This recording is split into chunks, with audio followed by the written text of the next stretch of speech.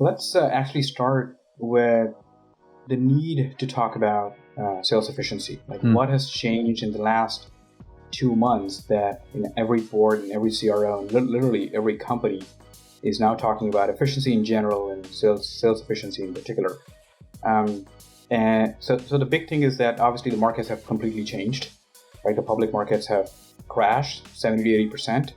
And as a result, the late stage private valuations have gotten compressed. As a result, a lot of the companies that raised outsized valuation rounds last year are now overvalued. Mm-hmm. And what that means is now the companies have to grow into those valuations, right? So what they have to do is extend the runway and give themselves enough time to grow into those valuations, right? And in a capital constrained environment, it's hard to go out and raise a new round every 12 months, which had kind of become the culture and the expectation. And a lot of the company CEOs were essentially, you would be buying from the future, you would be borrowing from the future, or you were over leveraged in various parts of the company. You would be taking on use cases or investing in products ahead of investing in business fundamentals, right? So that game has changed. Now it has shifted to, all right, you've got to get to strong business fundamentals. You've got to look deeply within your business. You have to get very disciplined about all your sub-businesses. You have to look at all your departments and all your spend. And essentially, you have to create a path towards efficiency or profitability, depending on the state of the company. There are a lot of metrics that are now certainly more important than before. But essentially, the job of the CEO is to really architect that path, and in doing so, lead with conviction. I think what is most important in this is the role of the CEO, which changes from a master fundraiser to a master operator.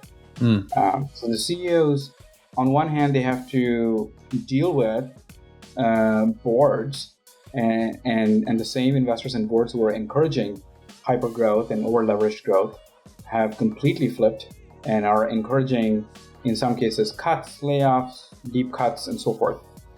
But this is not the time to panic.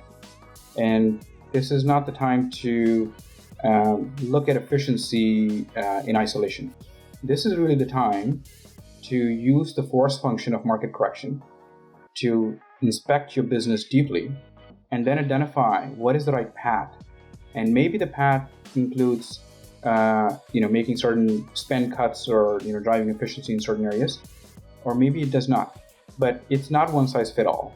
And there's a lot of FUD out there, and a lot of venture investors are actually culpable for driving that.